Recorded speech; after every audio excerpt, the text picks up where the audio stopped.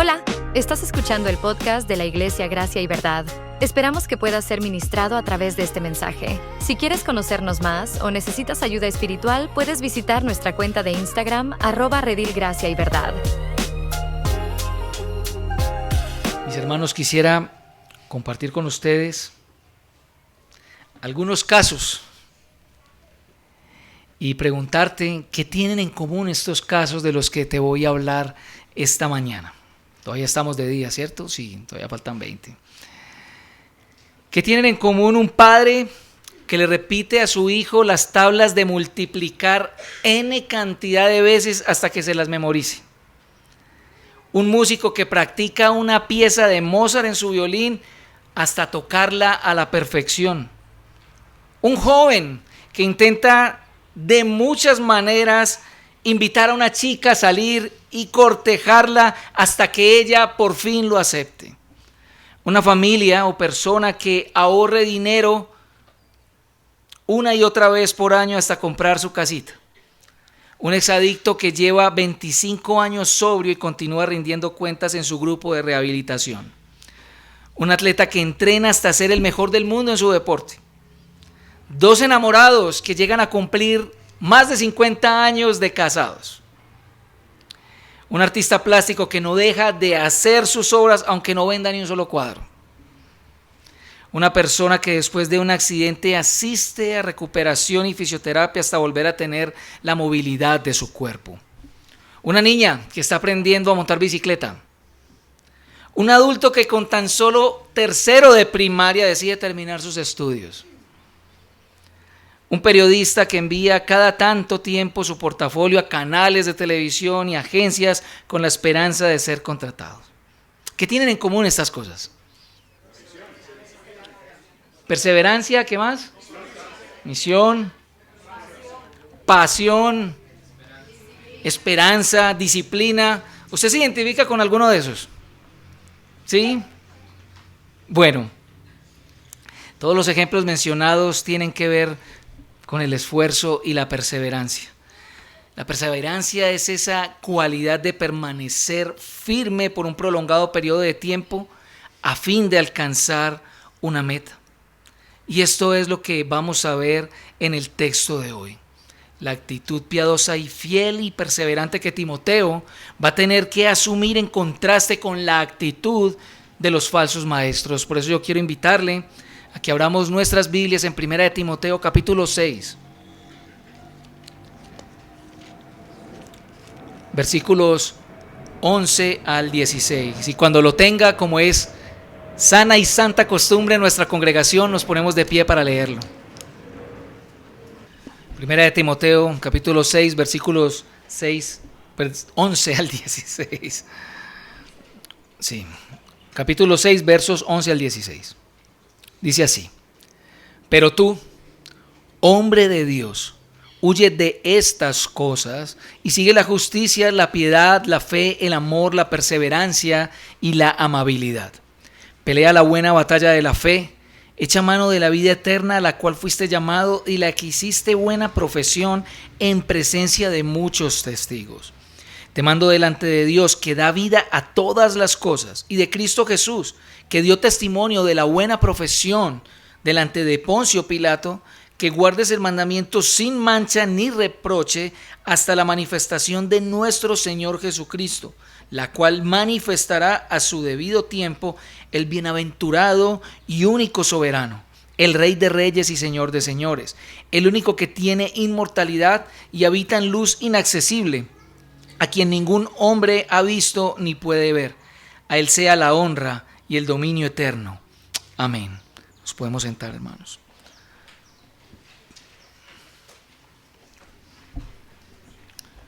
Vemos entonces que Pablo está invitando a Timoteo a tener una actitud perseverante en contraste con lo que es la actitud de los falsos maestros. Como hombre de Dios, Timoteo ha de perseguir las virtudes propias de la fe cristiana y pelear por la fe de manera fiel y persistente, poniendo los ojos en la segunda venida. Y precisamente aquello que yo anhelo hoy de todo corazón con este sermón es que el Señor nos persuada y nos convenza tanto a los líderes como al resto de la iglesia a pelear la buena batalla de la fe de 3 maneras: persiguiendo las virtudes de la fe, luchando por la fe y mantenernos fieles en la fe. Quiero hoy, lo repito, que nos convenzamos a pelear la buena batalla de la fe persiguiendo sus virtudes, luchando por la fe y manteniéndonos fieles por la fe. Así que, en primer lugar, peleamos la buena batalla de la fe persiguiendo las virtudes de la fe.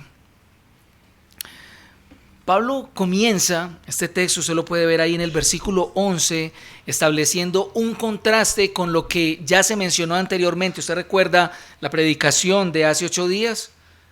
Bueno, Pablo comienza precisamente contrastando el mensaje y esas actitudes de los falsos maestros con esta frasecita: pero tú, señalando a Timoteo como un hombre de Dios. Pero tú, hombre de Dios. Eso es lo que primeramente Timoteo debe recordar de sí mismo.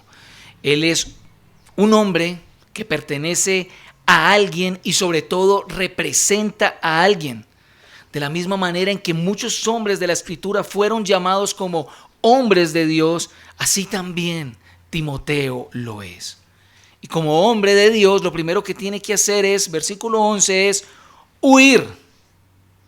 ¿Ok? ¿De qué tiene que huir?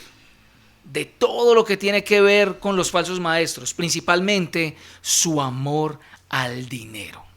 ¿Ok? Vimos que ellos tienen un interés, quieren hacerse ricos, pero Pablo está llamando a Timoteo a que huya de eso. Nuevamente, como lo hablamos la semana pasada, el amor al dinero representa un peligro para todos, pues dice el texto en el versículo 10 del mismo capítulo que el amor al dinero es raíz ¿de qué? De todos los males. Y es tan peligroso, tan malo el amor al dinero. No está diciendo que tener riquezas es malo, está diciendo que amarlas sí lo es. Es un peligro tan amenazante que puede llevarnos a la ruina y a la destrucción. Pero también vemos que en lugar de ello, en el mismo versículo, Timoteo deberá correr en otra dirección y tras otro objetivo. ¿Cuál es el otro objetivo por el cual Timoteo debe correr? Ahí lo podemos ver. Precisamente es la vida que surge de la fe, las virtudes propias de la fe cristiana. El término aquí traducido como sigue tiene que ver con perseguir incansablemente, correr tras algo, esforzarse para alcanzar una meta. La NBI, por ejemplo, lo traduce como esmerarse y la Nueva Traducción Viviente lo traduce como perseguir. Ese es el sentido. Y el esmero y esfuerzo de Timoteo tienen que ser en 6 virtudes. Mírenlas ahí. ¿Cuál es la primera? La justicia, a saber, lo que es recto delante de Dios, hacer lo que es recto, comportarse de manera digna de Dios. ¿Cuál es la segunda? La piedad. Ya hemos resaltado aquí que la piedad es la virtud que resulta de la reverencia a Dios y devoción a Dios. En pocas palabras, la virtud es la consagración completa de un hombre a Dios. La tercera, ¿cuál es? La fe. Y en este caso, la fe debe entenderse como fidelidad, ¿ok?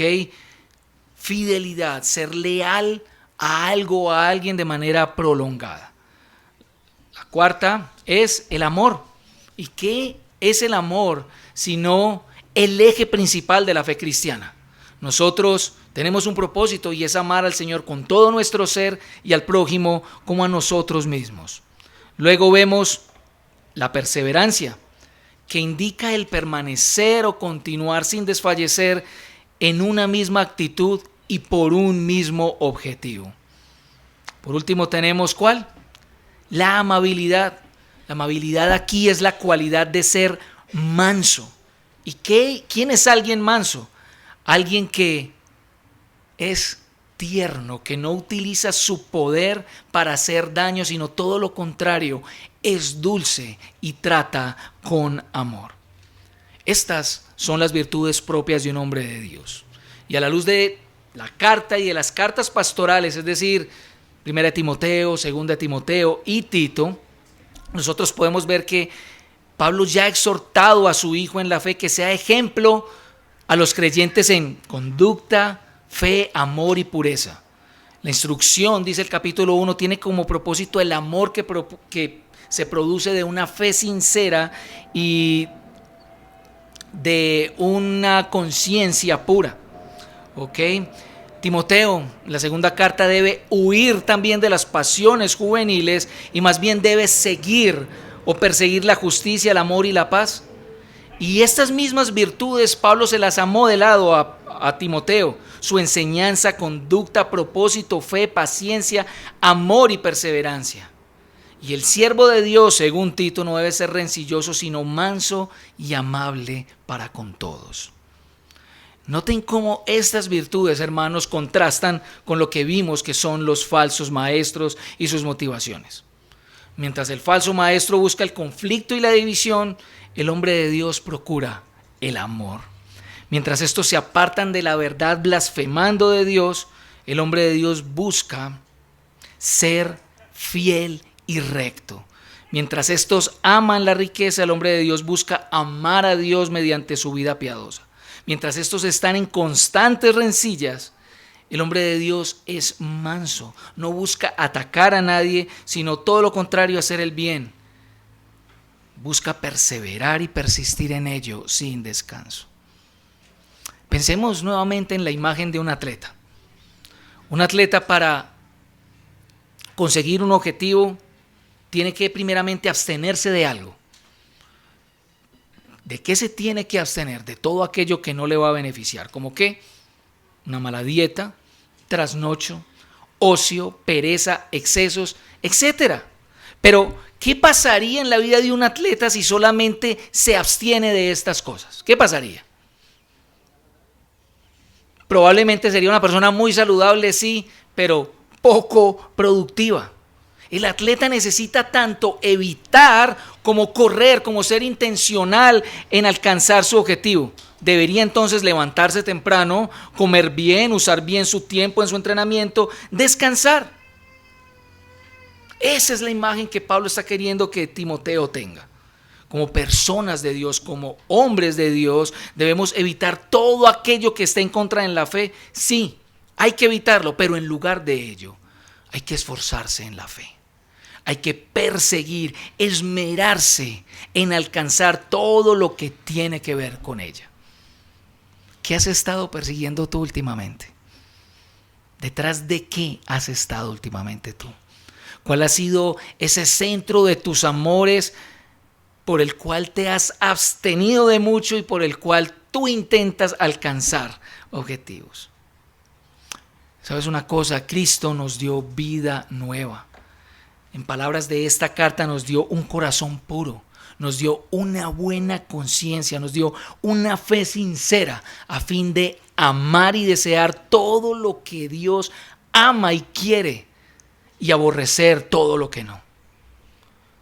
¿Sabes además una cosa? Estas virtudes no son algo que nosotros producimos por nosotros mismos, son dones que Él da. De hecho, algunas de ellas son cualidades del fruto del Espíritu. Este es el carácter que el Espíritu Santo está formando en nosotros.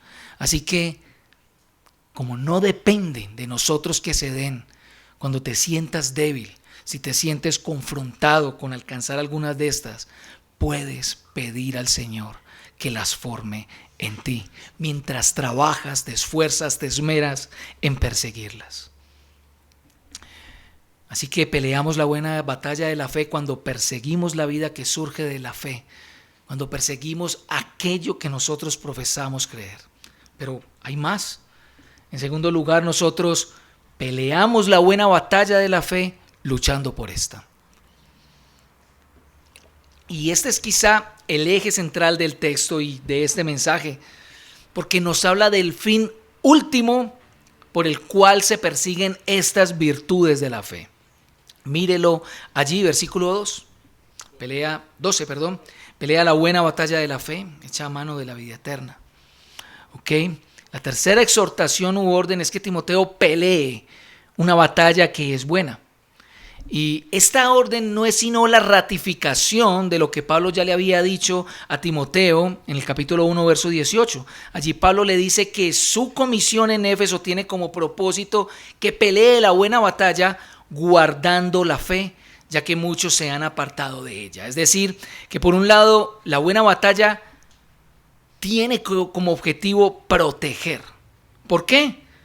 Porque lo que está haciendo la falsa enseñanza precisamente es desviar a las personas. Utiliza varios verbos Pablo para ellos. Están desviando, están naufragando, están rechazando, le están dando la espalda a lo que tiene que ver con la fe. Y es muy interesante, peleamos por proteger. Como ustedes saben, una de mis hijas practica un arte, el ballet. Y ella ha estado un poco triste porque venirnos para acá significa dejar su academia. Y ha tomado la decisión rotunda de no volver a bailar.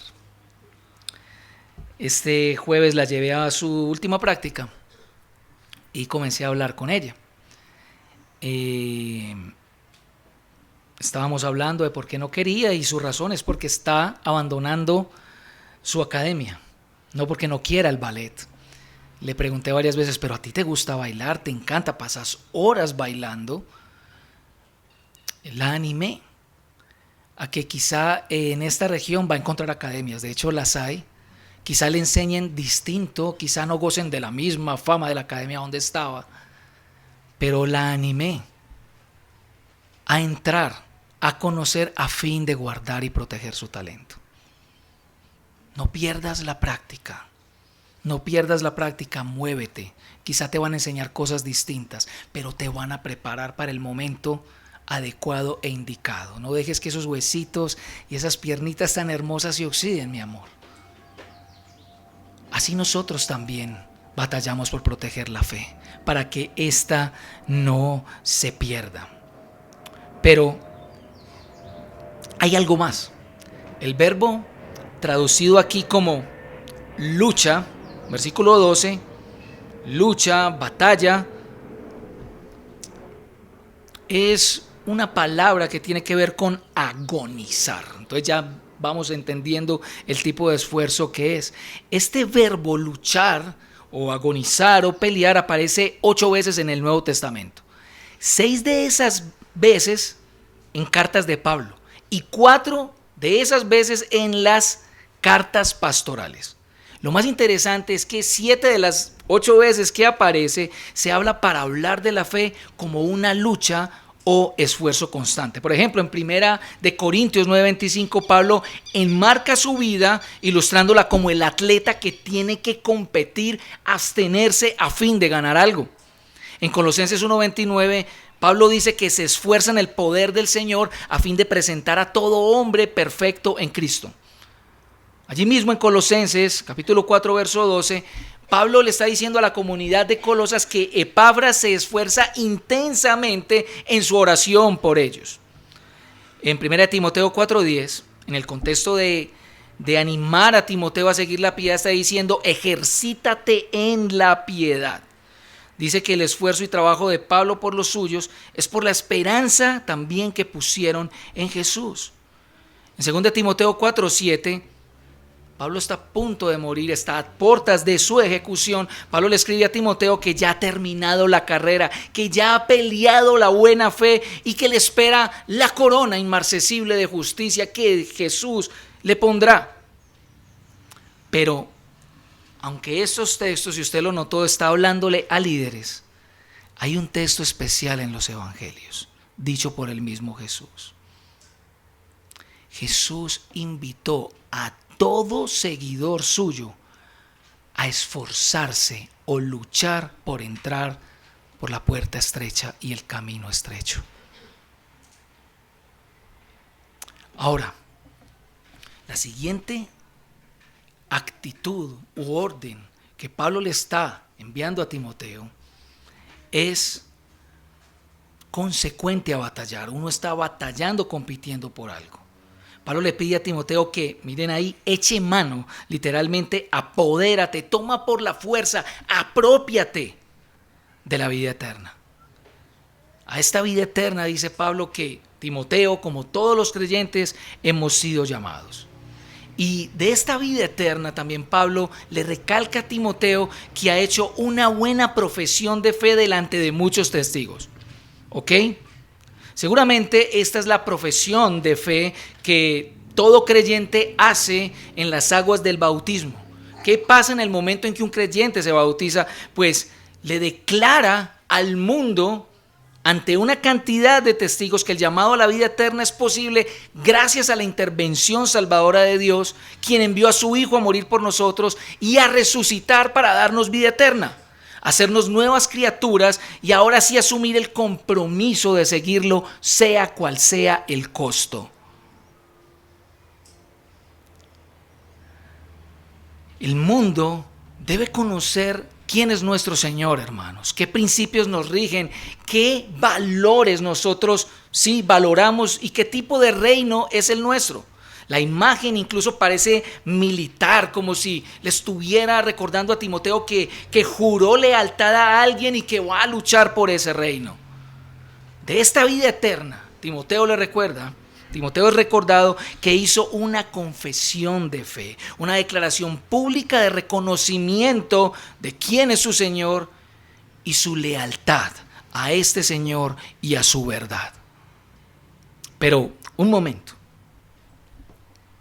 Quizá esto nos deja con una duda especial y es: ¿por qué echar mano de una vida eterna que ya nos fue dada por Cristo una vez y para siempre? ¿Por qué tener que echar mano a eso? Si la salvación es una obra ya hecha, garantizada, ¿por qué tenemos que luchar por ello?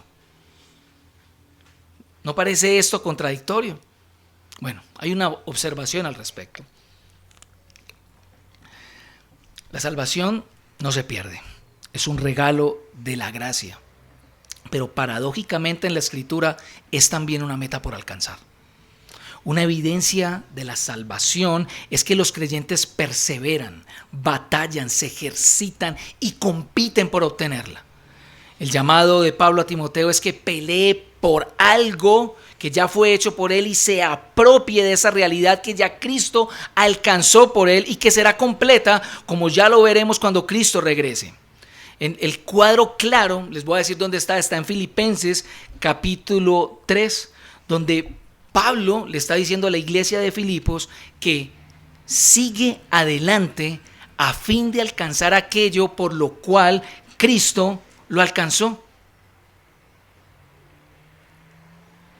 ¿Qué fue lo que Cristo alcanzó por él? ¿Para qué Cristo lo alcanzó? Pues para que Pablo disfrutara de la vida eterna, disfrutara de su gloria para siempre. Pero ¿por qué Pablo sigue luchando? Porque la lucha de Pablo, como la lucha de todo creyente, es una lucha contra todo lo que significaba para él antes realización y vida. La lucha de todo creyente en esta vida es contra todo lo que antes significaba valor, ganancia, realización y vida. Y ello significa morir a nosotros. Pero porque la vida, la realización, la verdadera ganancia, la verdadera riqueza es Cristo mismo. Por tanto, cada vez que morimos a nosotros mismos y consideramos como basura todo lo que antes creíamos que era ganancia, estamos mucho más cerca del reino al que pertenecemos. Estamos mucho más cerca de ese mundo del cual ya tenemos una prueba. Quien ha creído tiene una prueba de ese mundo por venir que lo hace mirar con muchas ganas y decir: lo quiero alcanzar esto me estorba, las riquezas me estorban, el éxito según el mundo me estorba, la carrera me estorba, las relaciones me pueden estorbar, voy para allá. Hermanos, la vida cristiana no es fácil. Es literalmente una batalla, una lucha por la que hay que pelear con el fin de ganar algo. Significa que si fuimos llamados a la vida eterna, entonces tendremos que entrar por un camino bien estrecho por el que a duras penas cabemos. Pasaremos mucha, pero mucha hostilidad por haber creído en Jesús y seguirle. literalmente los mismos pasos de Jesús, tomar una cruz. La vida cristiana no fue diseñada para ser vivida de manera pasiva. No, escoger a Cristo es escoger literalmente un bando por el cual pelear, o Cristo o el mundo. No puedes pretender ser un espectador de la vida cristiana, tú también tendrás que correrla. Significa, o más bien, todos aquellos que iniciamos en la fe, experimentamos en nuestros primeros días, quizá nuestros primeros años, la alegría al ver cómo cosas comenzaban a cambiar en esta. Veíamos la vida en comunidad de una iglesia como esto es asombroso, esto yo nunca lo he vivido. Gozamos de la inmersión. ¿Le parece que es muy rico cuando usted comenzó a creer y las palabras de la Biblia ya no eran extrañas ni inentendibles, sino que te las podías entender? ¿No es maravilloso eso? Pero conforme al pasar del tiempo nos damos cuenta que parece que Jesús nos mira a los ojos y nos dice: tú también me tienes que seguir. Y eso traerá implicaciones y dolores, rechazo familiar, de amigos, burlas. Escuché de una hermana aquí que un novio una vez la puso a escoger entre él y Cristo. En algunos casos, soledad. Pero sabes una cosa, aunque hayas escogido seguir a Cristo y parezca que estás en el bando más débil y perdedor, porque es el bando más débil y perdedor, es realmente el bando ganador.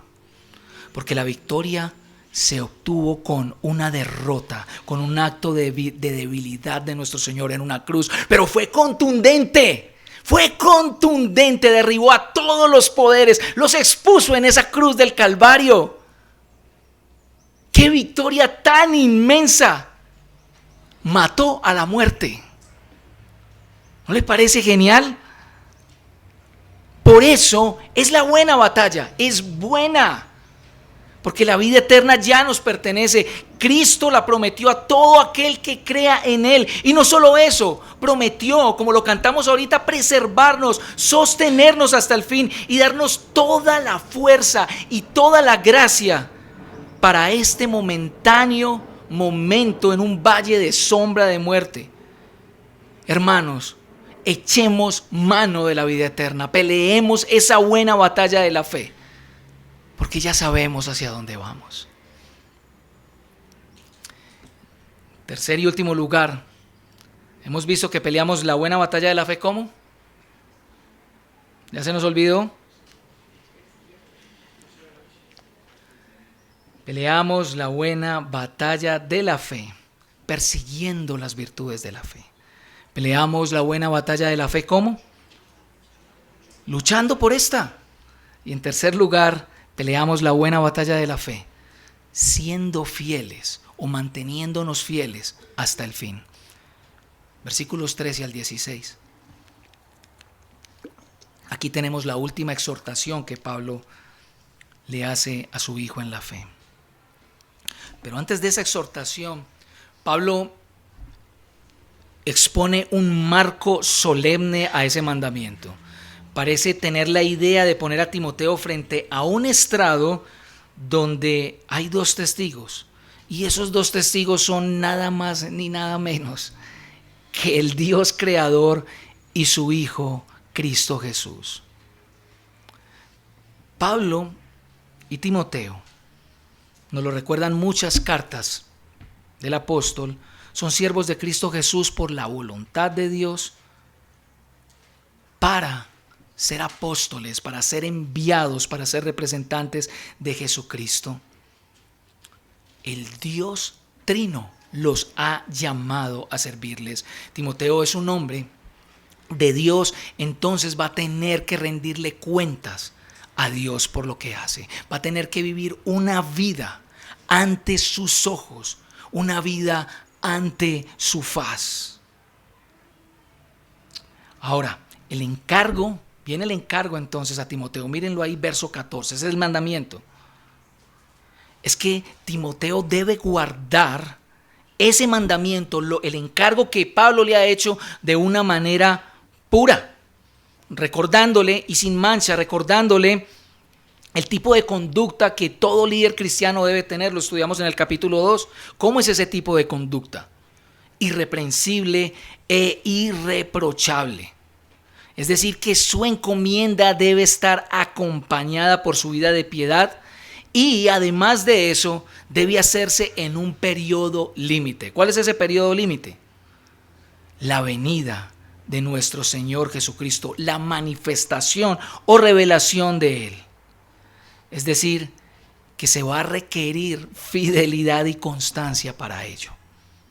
Ser fiel, bíblicamente hablando, es conservar un tipo de personalidad y conducta por un largo periodo de tiempo, de tal manera que se genere credibilidad, ¿verdad? ¿Por qué existen los trabajadores confiables? Porque han demostrado honestidad, integridad, proactividad y productividad a lo largo del tiempo. Qué gran responsabilidad, ¿no le parece? ¿Cómo será posible mantenerse fiel de esta forma en medio de tanta hostilidad, en medio de tantas tentaciones, en medio de tanta debilidad del corazón y enseñanzas tan seductoras que desvían de la fe? Y máxime cuando sí sabemos que el Señor vendrá, pero ¿cuándo volverá? Como canta el grupo por ahí. ¿Cuándo volverá el Señor? ¿Hasta cuándo debo ser fiel? Jesús de antemano nos dijo que no nos preocupáramos del momento en que Él viniera, sino que fuéramos fieles, porque llegaría en cualquier momento. Pero ¿cómo nos mantenemos fieles? Es la pregunta.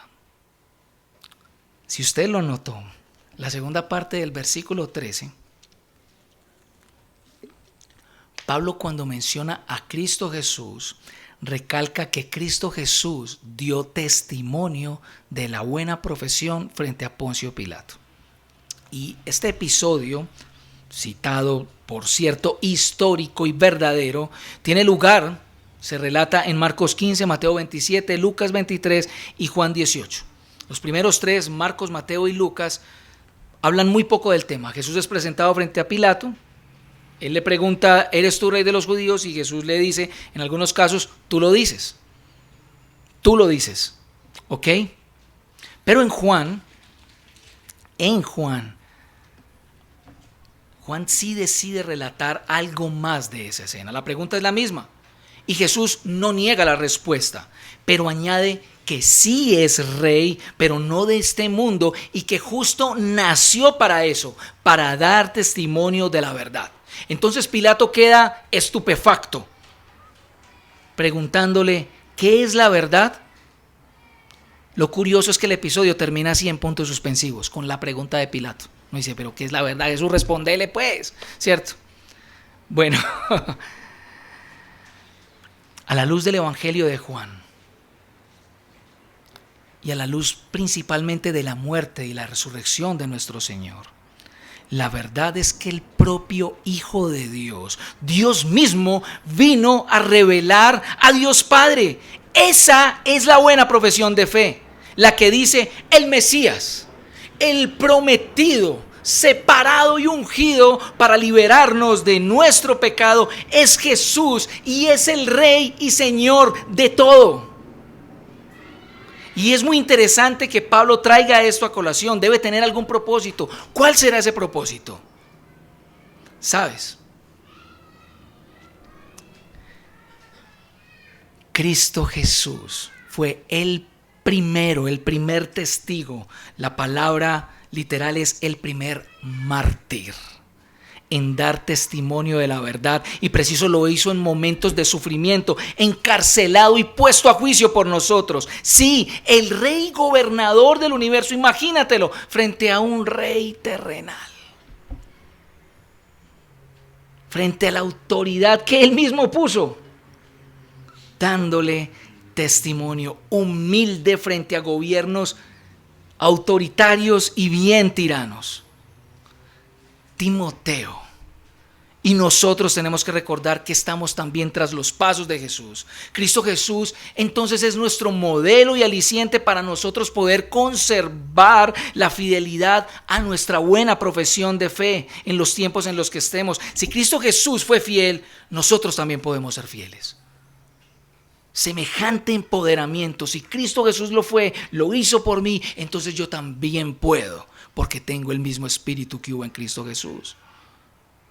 Pero hay más interesante aún, por si fuera poco, es que nuestro ánimo a ser fieles a Jesús no solamente está anclado a lo que Cristo hizo en el pasado al dar testimonio ante Poncio Pilato, sino lo que va a hacer en el futuro. Vienen los versículos 15 al 16, vamos a leerlos juntos.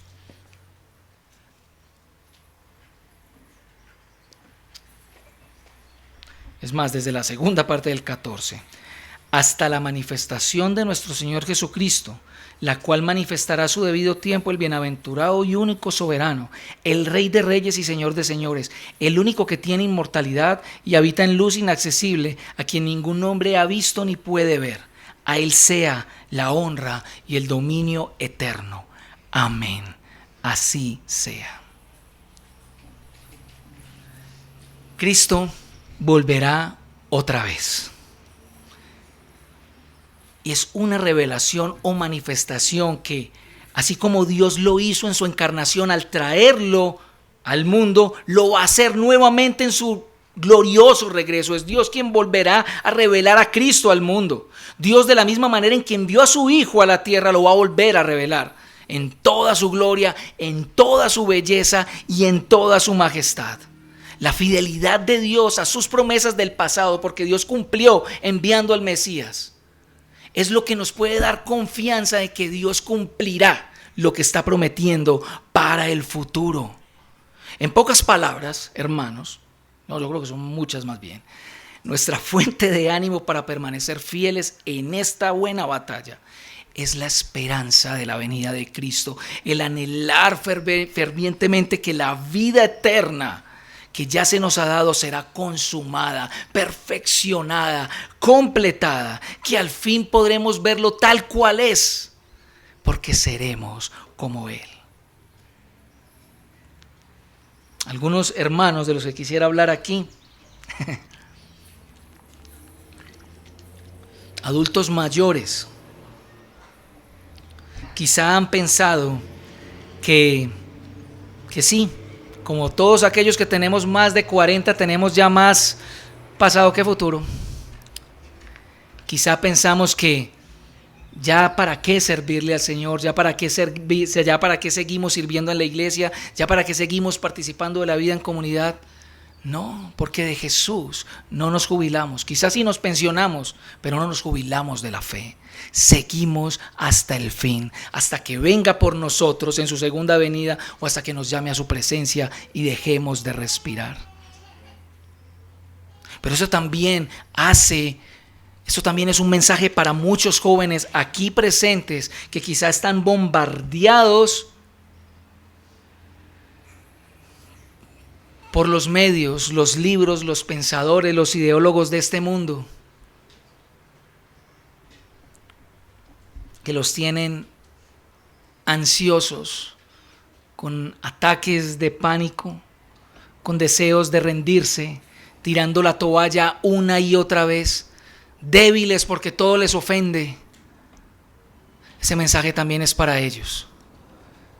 Ese mensaje es a considerar ver a Jesús, darte fuerzas en tu venida y batallar por esta causa. Por esta causa vale la pena perseverar y mantenerse fiel. Cristo, hermanos, todos, jóvenes, niños, adultos, ancianos, es nuestra esperanza de gloria. Cristo es quien nos va a galardonar nuestra esperanza en la fe. Las buenas noticias del Evangelio, hermanos, no son solamente buenas porque fuimos perdonados de nuestros pecados. Son buenas noticias porque vamos a disfrutar con el Señor para siempre. Es por eso que el discurso de Pablo no se queda ahí. Miren que termina en una alabanza impresionante. ¿A quién? Vamos a mirar cada una de las formas en cómo se dirige a Dios. Al bienaventurado o bendito, aquel que es digno de toda la alabanza y la adoración.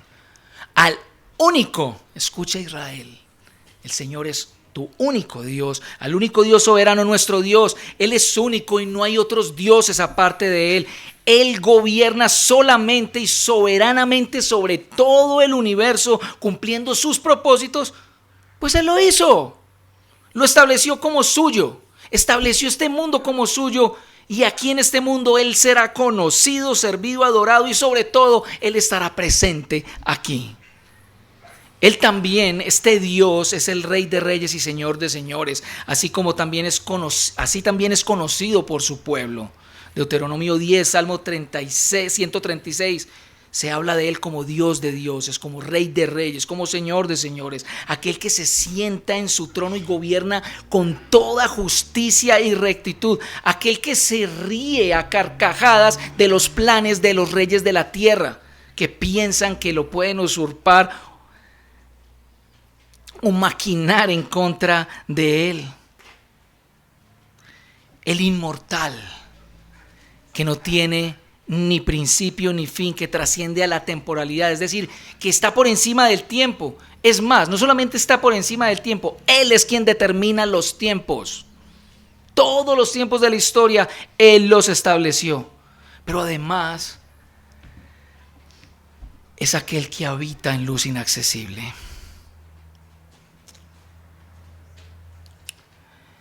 Como afirma el Salmo, si mal no estoy, el Salmo 104, se rodea de luz como si esta fuera un manto, una luz enceguecedora. Él es luz, no hay tinieblas en Él. Él está rodeado de una gloria sin igual, a quien ningún hombre ha podido ver, no lo ha visto ni lo ha podido ver. Claro, no lo ha podido ver porque es espíritu y no está limitado a ningún espacio, pero no lo ha podido ver por una razón. Si usted lo nota bien, la forma en que Pablo primeramente no está hablando de Cristo, está hablando de Dios. Está hablando de Dios Padre, no está hablando de Cristo. Nótelo bien.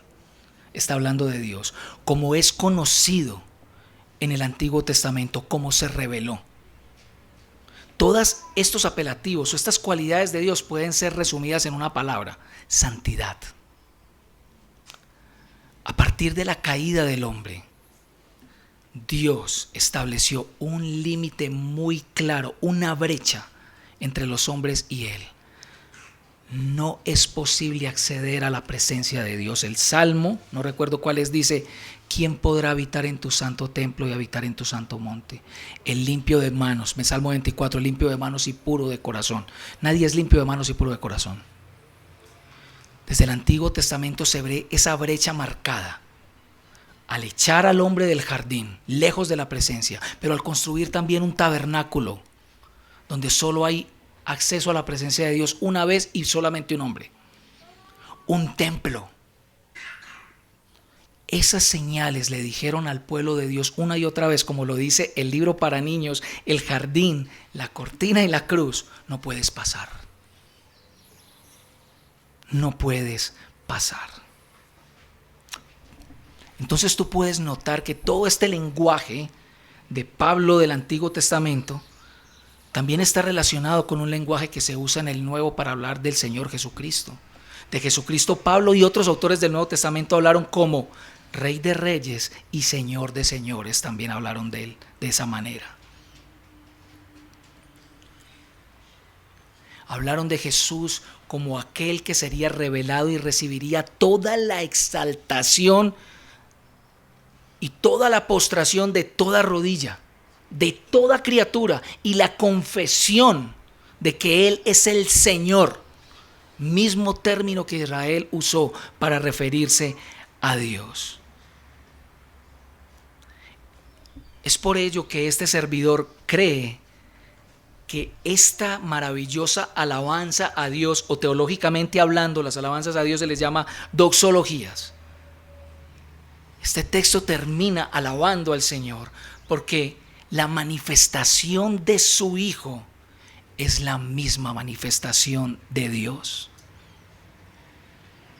Cristo, en el Evangelio nos revela esa gloria. El Dios invisible se hace realmente visible en Jesús. La inmortalidad de este Dios ahora se nos es compartida por Cristo. Y tenemos acceso a Dios. Ese que era inaccesible ahora es accesible a todos los hombres por Cristo Jesús. Por eso Pablo da honra y gloria y dominio eterno a Dios, porque le plació darnos al único que rompería esa brecha, que al morir esa cortina que separaba la presencia de Dios de todos los hombres se rasgaría desde arriba. ¿Por qué desde arriba? Porque es un acto hecho desde lo alto hacia la tierra. Ningún hombre podría entrar. El único hombre perfecto, sin mancha, Jesús.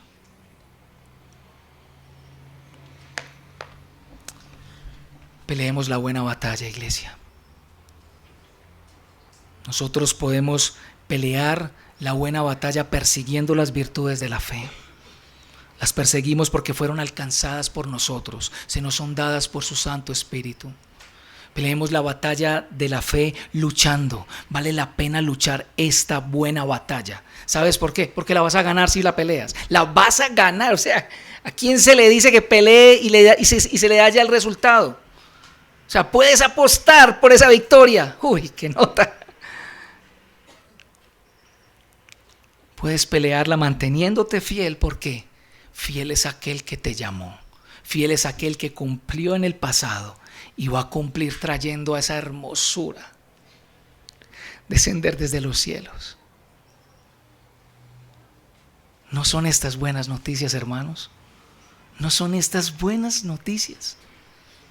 Quizá tú distas, algunos de aquí distan de creer en Jesús, de decir, soy alguien religioso, soy alguien creyente. Pero creo que toda persona debe portarse bien en esta vida, uno debe ser recto. Sí. El Evangelio, a diferencia del moralismo y de las otras religiones, aunque coincida en que la vida que tenemos que vivir es una vida alta moralmente, porque es alta moralmente, nos dice que vivir esta vida ya no es para ganarnos el favor de nadie, ya no es para demostrar absolutamente nada, sino que es una vida que se puede producir por lo que Cristo logró por nosotros. Solamente por eso se puede vivir esa vida. Es una vida que realmente te garantiza inmortalidad, pero una inmortalidad gozosa, plena y de vida eterna. Vayamos a Cristo en estos momentos.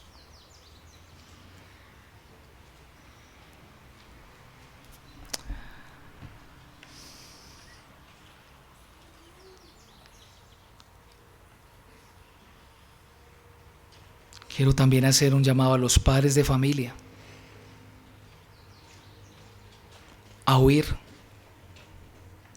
Huyan de la pereza. Huyan de esos prolongados tiempos de descanso que, entre comillas, bien merecidos tienen. Y persigan la piedad, haciéndose cargo de sus familias. No solamente proveyéndoles dinero, sino guía espiritual, emocional. Acompañen la amargura de sus hijos, sus debilidades. Persigan todo aquello que les dé paciencia y tolerancia, para no castigarlos como este mundo los castiga, sino para corregirlos con toda bondad y amor. Persigan lo que es realmente bueno, porque su Padre Celestial es bueno con ustedes y Él los va a galardonar, padres. Iglesia, Dios te va a galardonar a ti también.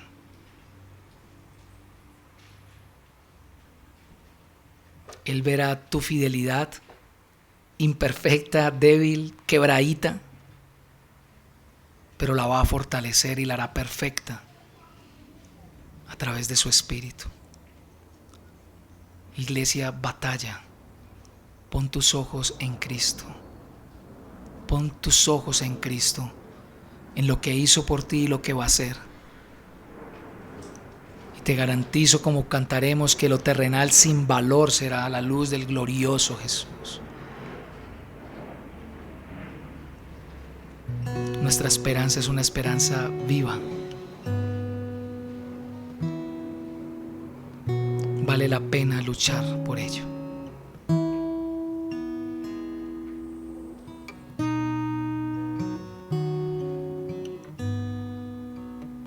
Quizá aquí hay personas que sienten que no saben mucho, que no entienden mucho, pero que anhelan seguir al Señor con todo su corazón y tomar decisiones en fe.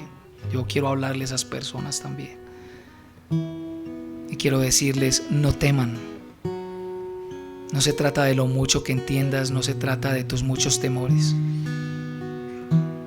Ven y ríndete. Ríndete, que Él sí te puede llevar de la mano y llevarte a donde Él quiere. No temas. Cree, dijo Jesús. No temas.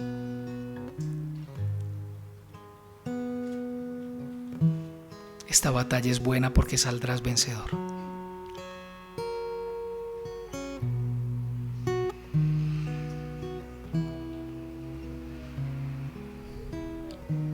Padre, aquí está tu iglesia, necesitada de tu poder, de tu gracia, necesitada de tu fidelidad.